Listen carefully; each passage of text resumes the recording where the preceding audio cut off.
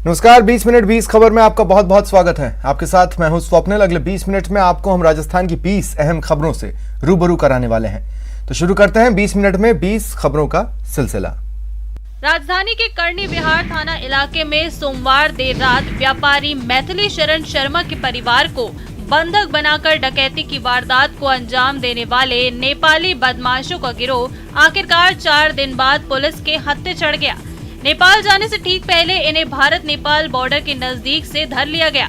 अफसरों का कहना था कि अगर नेपाल में एंट्री कर जाते तो इन्हें वापस लाने के लिए लंबी कानूनी प्रक्रिया को फॉलो करना पड़ता। पुलिस की 7 से 8 स्पेशल टीम बनाई गई और सभी टीमों को अलग अलग टास्क दिए गए। एक टीम ने केवल हाईवे पर लगे सैकड़ों सीसीटीवी कैमरों की फुटेज को खंगालने का काम किया। पुलिस के हाथ में सबसे बड़ा सुराग आगरा रोड से टोल पर लगे हुए सीसीटीवी कैमरे से लगा, जिसमें 2 संदिग्ध कार में डकैती की वारदात को अंजाम देने के बाद बदमाश भागते नजर आए।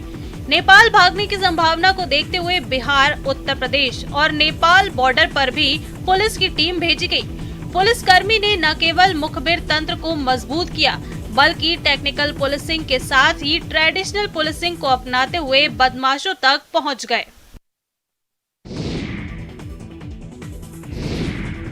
पानी से तरबतर नोटों की गड्डियां। हैरान करने वाली ये तस्वीरें अजमेर से आई हैं। अजमेर की ऐतिहासिक आना सागर झील में शुक्रवार को प्लास्टिक की थैलियों में 2000 के नकली नोट मिले। एक व्यक्ति को ये नोट नजर आए। एक बारगी तो उसे नोट असली ही दिखे। नजदीक से देखने पर असलियत का खुलासा हुआ। सभी नोट एक ही नंबर के नजर आए। बहरहाल 2000 के नोटों की गड्डियां मिलने से हड़कंप मच गया। सूचना मिलते ही मौके पर गंज थाना पुलिस पहुंची, जिसके बाद झील में से नोटों की गड्डियों को बाहर निकाला गया। 2000 के नोट की करीब 30 गड्डियां मिलने से हर कोई हैरान था। नोटों पर भारतीय रिजर्व बैंक लिखा हुआ था और देखने में बिल्कुल असली भी लग रहे थे। पानी में रहने से कई गड्डियां पूरी तरह से गल गईं। पुलिस अब ये जानने में जुट गई है कि नोट झील में कैसे पहुंचे। मौके से नोटों को आना सागर में पानी में से निकाल के देखा तो भारतीय रिजर्व बैंक लिखा हुआ है और जिसके संबंध में नियमानुसार कानूनी कार्रवाई की जाएगी। जिस मां ने अंगुली पकड़कर दुनिया दिखाई, उसी ने अपने 3 मासूमों को टांके में डुबो देने के बाद खुद भी दूसरे टांके में डूबकर जान दे दी। परेशान करने वाली तस्वीरें बाड़मेर से आई हैं। जिसने भी घटना को सुना वो स्तब्ध रह गया। आकरदा गांव में तो ऐसा सन्नाटा पसरा कि रह रह कर बस परिजनों की सिसकियां ही सुनाई दे रही हैं। जानकारी में आया है कि शराबी पति के आए दिन अपनी पत्नी से झगड़े होते थे। इससे महिला परेशान थी। रोज रोज की लड़ाई झगड़े से परेशान होकर महिला ने शुक्रवार सुबह आत्महत्या का कदम उठाते हुए पहले अपनी संतानों को टांके में धकेला और फिर खुद दूसरे टांके में कूदकर जान दे दी। पुलिस मामले को लेकर जानकारी जुटा रही है। बायतू थाना क्षेत्र में आगरा गांव की इतला अभी सुबह पुलिस को इतला मिली थी, तो मौके पे अभी एसएचओ पहुंच गए हैं और महिला और उसके 3 बच्चियां थी, उनकी बॉडी टाँके में है। तो अभी प्राइमा से हमने पीर पक्ष को इतला दी है और पीर पक्ष के आने के बाद में जैसी भी जो अग्रिम कार्रवाई वो की जाएगी। राजस्थान पुलिस को कलंकित करने वाला ये वो एएसआई है जिसे सेवा से बर्खास्त कर दिया गया है। झालावाड़ जिले के भालता थाने के एएसआई को एक महिला के साथ बलात्कार के मामले में गुरुवार को कोर्ट में पेश किया गया, जहां से उसे न्यायिक हिरासत में भेज दिया गया। मामले की जांच कर रहे अकलेरा सीओ गिरधर सिंह ने बताया कि आरोपी एएसआई जगदीश प्रसाद को पुलिस ने गुरुवार को कोर्ट में पेश किया, जहां से उसे न्यायिक अभिरक्षा में भेज दिया गया। वहीं जिला पुलिस अधीक्षक मोनिका सेन ने विभागीय कार्रवाई करते हुए आरोपी जगदीश प्रसाद को सेवा से बर्खास्त किया है। पीड़िता ने अकलेरा सर्किल के पुलिस उपाधीक्षक के सामने पहुंचकर आरोपी एएसआई जगदीश प्रसाद के खिलाफ शिकायत दी थी। महिला ने बताया कि वह अपने पति के साथ शादी में गई हुई थी। महिला को आरोपी ने फोन करके बुलाया और बाइक पर बिठाकर साथ ले गया, जहां उसके साथ दुष्कर्म किया गया। एएसपी प्रकाश कुमार शर्मा ने बताया कि वापस महिला को लेकर एएसआई आया तो पति ने पूछताछ की। इस पर महिला ने घटना की जानकारी दी। इसके बाद आरोपी के खिलाफ मामले की शिकायत पुलिस को दी। बुरे काम का बुरा नतीजा इसी को कहते हैं। पलक झपकते ही बिगड़ी बनाने का दावा करने वाला खुद ही दबोच लिया गया। राजसमंद जिले की भीम थाना पुलिस ने एक ऐसे जालसाज तांत्रिक को गिरफ्तार किया है जो तंत्र विद्या के नाम पर बीमार लोगों से नकदी और सोने चांदी के आभूषण ठगता था। पुलिस ने आरोपी तांत्रिक रामलाल मीणा को उदयपुर से प्रोडक्शन वारंट पर गिरफ्तार किया है।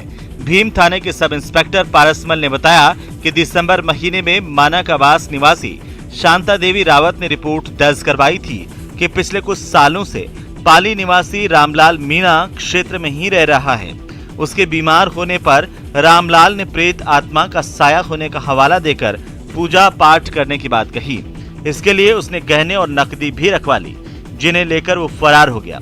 शांति देवी की रिपोर्ट पर भीम थाने ने जांच शुरू की। पुलिस जांच में सामने आया कि आरोपी प्रेतात्मा भगाने और पूजा पाठ के नाम पर बीमार महिलाओं के गहने और नकदी लेकर फरार हो जाता है।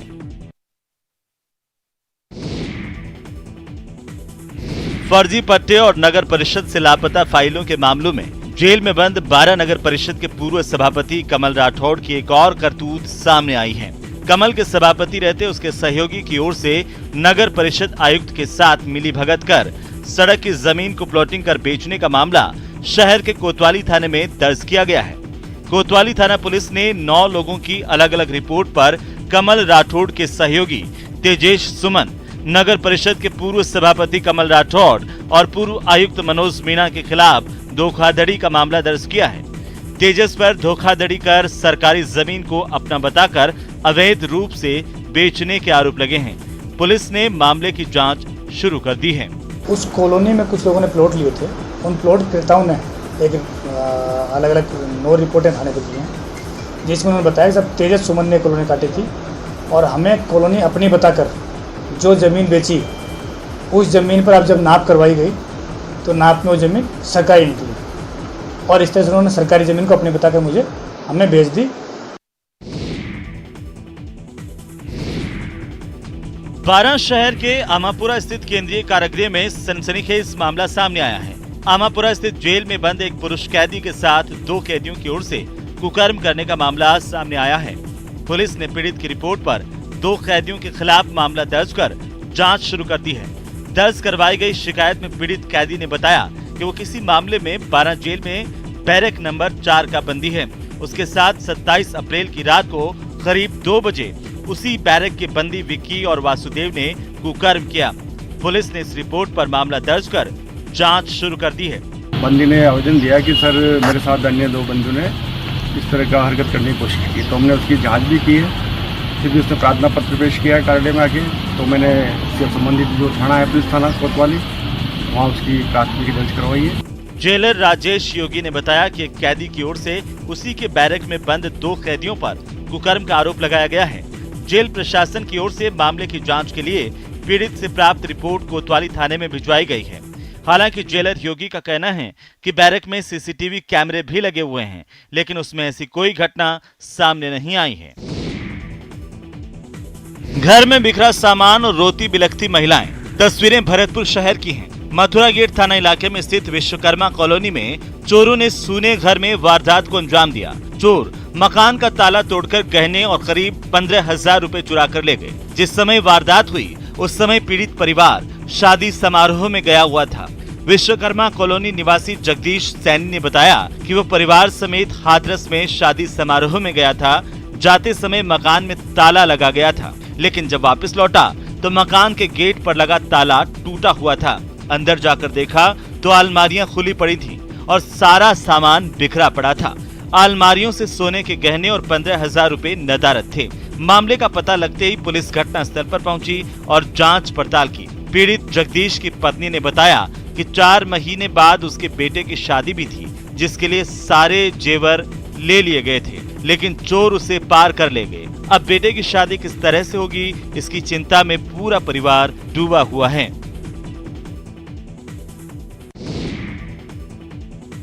भरतपुर शहर की मथुरा गेट थाना पुलिस ने गुलाल कुंड मोहल्ले में चल रहे जुआ सट्टे के अड्डे पर छापेमारी की। जानकारी के मुताबिक पुलिस को मुखबिर के जरिए सूचना मिली थी कि वहां पर लंबे समय से जुआ सट्टा और अवैध शराब का कारोबार किया जाता है। सूचना पर पुलिस मौके पर पहुंची और घर की तलाशी ली, जहां से एक आरोपी को पुलिस ने गिरफ्तार किया है। आरोपी के कब्जे से भारी संख्या में सट्टे का हिसाब किताब और दूसरे उपकरण बरामद किए गए। वहीं सट्टे के काम आने वाली राशि 6,670 रुपए को भी पुलिस ने जब्त किया है। पुलिस की कार्रवाई को देख आसपास मौजूद सट्टा कारोबारियों में भी हड़कंप मच गया। देर रात तक पुलिस आरोपी के घर पर छानबीन करती रही, लेकिन तब तक सट्टे के कारोबारियों ने भनक लगते ही अपना सामान समेटकर पार कर दिया। फिलहाल पुलिस आरोपी अज्जू से पूछताछ कर रही है। एक व्यक्ति गुलाल पुल पर सरेआम सट्टे की खरीदारी कर रहा है। इस सूचना पर रवाना होकर मैं जाता धूम चौरा गुलाल पुल पहुंचा। यहाँ पर एक व्यक्ति अजय सिंह उर्फ उच्च बहादुर सिंह यादव ठाकुर उम्र 28 साल निवासी बिजलीगढ़ चौराहा भरतपुर सरेआम सट्टे की खरीदारी करते हुए मिला।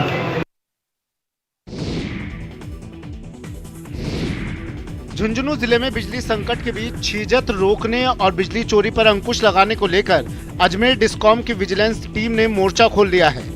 शुक्रवार आज सुबह डिस्कॉम की विजिलेंस टीम ने कार्रवाई करते हुए भगीना, डुलानिया, बनगोठड़ी और बेरी में बिजली चोरी पकड़ी। चिड़ावा एक्सीएन अशोक चौधरी के नेतृत्व में की गई कार्रवाई में दूसरे इंजीनियर्स भी शामिल थे। टीम ने भगीना और बेरी में 2-2, डुलानिया और बनगोठड़ी में 1-1 अवैध ट्रांसफार्मर को जब्त किया है। साथ ही टीम ने भगीना, डुलानिया, बोनोगोठड़ी, बेरी में 3.5 लाख की वीसीआर भरी। खास बात यह है कि इनमें से 3 ट्रांसफार्मर ऐसे लोगों के हैं जिनके पहले से ही कुएं के कनेक्शन हैं, फिर भी वे चोरी की बिजली काम में ले रहे थे। वहीं 3 लोगों ने कनेक्शन के लिए फाइल ही नहीं लगाई थी। आज सुबह हमने करीबन 4 बजे पिलानी एरिया में विजिलेंस टीम और पुलिस के साथ मिलकर करीबन 6 ट्रांसफार्मर जब्त किए हैं। इसमें से दो भगीना के, एक दुलानिया का, 2 बेरी के और 1 बनगोट के ट्रांसफार्मर जब्त किए हैं। इसमें से 3 तो ऐसे आदमी हैं जिनके ऑलरेडी कुएं कनेक्शन है, वो भी घर कुएं का कनेक्शन होने के बाद भी चोरी कर रहे थे।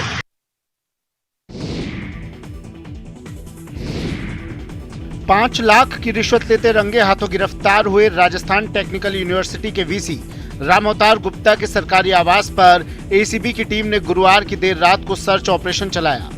इस ऑपरेशन में 2 एएसपी, 1 डीएसपी, 2 इंस्पेक्टर समेत एसीबी के जवान भी शामिल थे। करीब 10 घंटे के सर्च ऑपरेशन के दौरान एसीबी की टीम को करोड़ों रुपए की संपत्ति और दस्तावेज की जानकारी मिली है, जिसकी एसीबी की टीम अब जांच करने में जुटी हुई है। कोटा एसीबी के एडिशनल एसपी के मुताबिक आरटीयू के वीसी के सरकारी आवास पर सर्च के दौरान 3,74,000 की नकदी, 448 ग्राम सोना, 6.5 किलो चांदी, 79 लाख रुपए के बैलेंस समेत वीसी और उनके परिवार के सदस्यों के 25 बैंक अकाउंट मिले हैं। इसके साथ ही उनके खुद के और उनकी पत्नी समेत दूसरे सदस्यों के नाम जयपुर में 11 प्लॉट, 1 मकान और 1 फ्लैट के दस्तावेज भी बरामद किए गए हैं। एजुकेशनल इंस्टीट्यूशंस, इनके 2 रजिस्टर हैं, इनके नाम से, इनके बच्चों के नाम से, इन सब की जांच कर रही है। एक लॉकर शरनाथपुरम में जो इनका होना सामने आया है, उस लॉकर को सीज किया गया, उसकी भी जांच की जाएगी। सवाई माधोपुर जिले की सूरवाल थाना पुलिस ने वन्य जीवों का शिकार करने के आरोप में 4 शिकारियों को गिरफ्तार करने का दावा किया है। पुलिस ने आरोपियों से एक मृत खरगोश सहित एक टोपीदार बंदूक, विस्फोटक सामग्री और 2 बाइक भी जब्त की है। सूरवाल थानाधिकारी सुनील कुमार ने बताया कि पुलिस को मुखबिर के जरिए कुछ लोगों के अवैध हथियार के साथ घूमने की जानकारी मिली थी, जिसके बाद पुलिस की टीम टोडोलाई की तलाई के पास पहुंची, जहां कुछ लोग वन्य जीवों के शिकार के लिए घूम रहे थे। इस दौरान पुलिस टीम को टॉर्च की रोशनी में 4 लोग झाड़ी की आड़ में छिपे दिखाई दिए। तभी शिकारी पुलिस को देखकर भागने लगे, लेकिन पुलिस टीम ने घेराबंदी कर आरोपियों को दबोच लिया। थानाधिकारी ने आरोपियों की पहचान शेरू, सलीम, यासीन और जाकिर के तौर पर की है। पुलिस ने आरोपियों से एक टोपीदार बंदूक और विस्फोटक, 2 छुरे, 1 मृत खरगोश और 2 बाइक जब्त की है। पुलिस ने चारों आरोपियों के खिलाफ आर्म्स एक्ट और वन्य जीव संरक्षण अधिनियम में केस दर्ज किया है। फिलहाल पुलिस आरोपियों से पूछताछ करने में जुटी हुई है।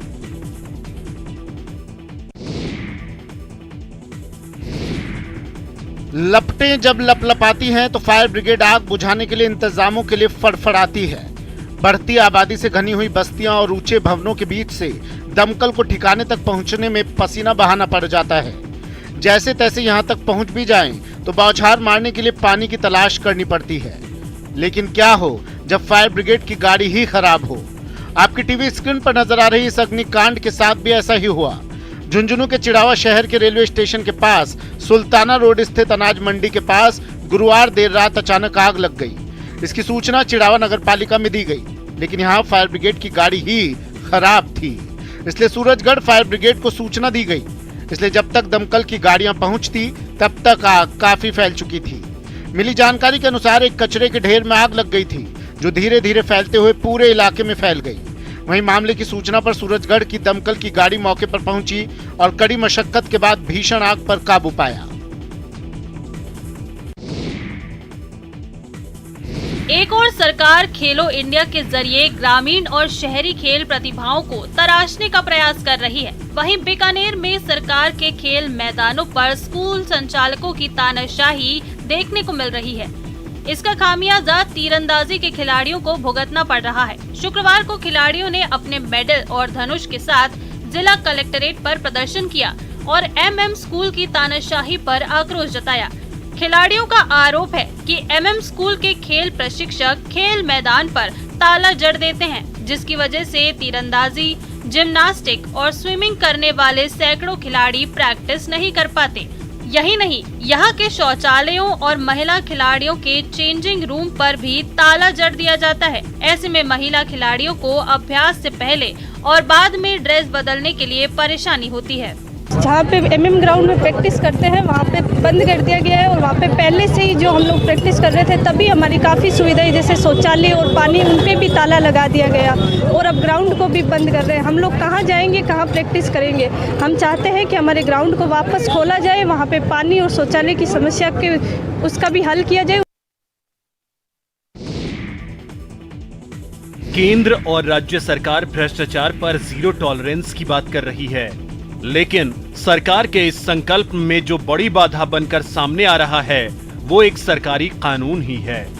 कोटा में पीडब्ल्यूडी विभाग का एक मामला भी इस बात की ही पुष्टि कर रहा है। मुझे पूर्ण विश्वास हो गया कि यह 100% फर्जी है, तो मैंने दावा किया, शिकायत करी 29/6/2018 को पीडब्ल्यूडी प्रिंसिपल सेक्रेटरी के पास। मैं इसके लिए खुद मतलब शिकायत कर रहा हूं और आप करवाइए, मैं उजागर करवा के छोड़ूंगा। जब ये मामला सामने आया तो सियासत शुरू हो गई।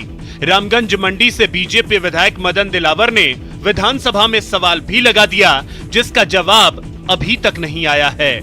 विधायक मदन दिलावर का आरोप है कि संभाग में कई ठेकों में संबंधित फर्म ने भ्रष्टाचार किए हैं, लेकिन सरकार भ्रष्टाचार अधिनियम 17A CP का दुरुपयोग करते हुए पीडब्ल्यूडी के भ्रष्ट अधिकारियों को संरक्षण दे रही है। भ्रष्टाचार के संबंध में जो राजस्थान सरकार जीरो टॉलरेंस की बात कर रही है, ये हिंदुस्तान का सबसे बड़ा झूठ है। इससे बड़ा झूठ कोई हो नहीं सकता है, क्योंकि छोटी छोटी मछलियों को पकड़ रहे हैं, बड़े बड़े मगरमच्छों को बचा रहे हैं।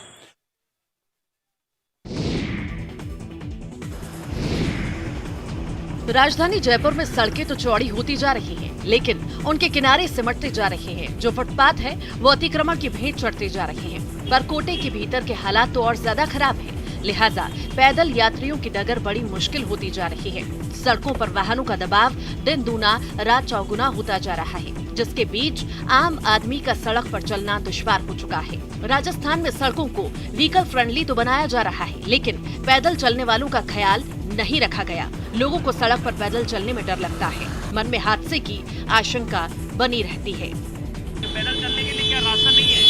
रास्ता तो है, लेकिन भीड़ आती है ना ज्यादा। हाँ, क्या करे भाई, ये ऐसे तो नहीं, अब क्या करे, परेशानी तो आती है सभी को। फुटपाथ होना चाहिए। फुटपाथ जो है वो खाली है, अतिक्रमण अतिक्रमण है, देखो तो हटाना चाहिए उसको। तो वैसे तो बहुत ज्यादा डर लगता है निकलने में। फुटपाथ कहाँ है, खाली देखो कैसे कचरा पड़ा है, निकलने के लिए जगह नहीं है, गाड़ियों के बीच से निकल रहे हैं। तो थे गवर्नमेंट ने कि फुटपाथ पे चलेगी पब्लिक। 13 से 15 मई तक उदयपुर में होने जा रहे नव संकल्प शिविर के बाद कांग्रेस में कई बड़े बदलाव नजर आएंगे। प्रदेश कांग्रेस भी इस शिविर के बाद मिशन 2023 की तैयारी में ज्यादा सक्रियता से जुटी नजर आएगी। पार्टी में इसकी प्लानिंग भी बड़े स्तर पर की जा रही है। चिंतन शिविर के बाद प्रदेश कांग्रेस संगठन में एक बड़ा बदलाव ये होने जा रहा है कि पार्टी अब बीजेपी को टक्कर देने के लिए माइक्रो मैनेजमेंट की नीति पर फोकस करेगी। दरअसल बूथ स्तर तक माइक्रो मैनेजमेंट समय की जरूरत है। बीजेपी के बाद कांग्रेस भी अब ये समझ चुकी है और इसी के मद्देनजर छोटे छोटे ब्लॉक बनाने की तैयारी की जा रही है। पहले उदयपुर में होने जा रहे नव संकल्प शिविर में इस पर चर्चा होगी और उसके बाद छोटे स्तर पर ब्लॉक गठित कर दिए जाएंगे। पार्टी को इससे दोहरा फायदा होगा। पहला फायदा ये कि इससे माइक्रो मैनेजमेंट मजबूत होगा और दूसरा ये कि निचले स्तर तक मजबूत टीम तैयार हो पाएगी। दरअसल अभी ब्लॉक स्तर तक कार्यकारिणी गठित की जाती है, लेकिन अब सब ब्लॉक स्तर पर कार्यकारिणियां होने से संगठन में ज्यादा लोगों को पद मिलेंगे और टीम मजबूत होगी। प्रतापगढ़ के बरड़िया गांव में गुरुवार रात निकली भगवान चारभुजानाथ की बिंदौरी में श्रद्धा का सैलाब उमड़ पड़ा। ठाकुर जी की बिंदौरी का दृश्य ऐसा कि जिसे देखो वही भक्ति के रंग में सराबोर नजर आ रहा था। बिंदौरी के स्वागत में लोगों ने पलक पावड़े बिछा रखे थे। जिला मुख्यालय के निकटवर्ती गांव बरड़िया में भगवान चारभुजानाथ का विवाह समारोह आयोजित किया गया। इस दौरान शाही लवाजमे के साथ हाथी पर सवार होकर ठाकुर जी की बिंदौरी निकाली गई। चारभुजा मंदिर से शुरू हुई ठाकुर जी की बिंदौरी राम मंदिर, नीम चौक, बस स्टैंड, माताजी मंदिर और पीपली चौक होते हुए फिर से चारभुजानाथ मंदिर पहुंची। इस दौरान 3 डीजे के साथ ही बैंड बाजे और ढोल नगाड़े शामिल हुए। ग्रामीणों पर ठाकुर जी की बिंदौरी का ऐसा रंग चढ़ा कि महिला और पुरुष युवक युवतियां डीजे और बैंड बाजों की धुनों पर नाचते गाते चल रहे थे। बिंदौरी के बाद बारात सुबह बरड़िया गांव से रवाना होकर मध्य प्रदेश के हरवार कस्बे में पहुंची। ठाकुर जी की बारात में शामिल होने के लिए बरड़िया गांव समेत आसपास के कई गांवों के हजारों लोग बाराती बनकर शामिल हुए।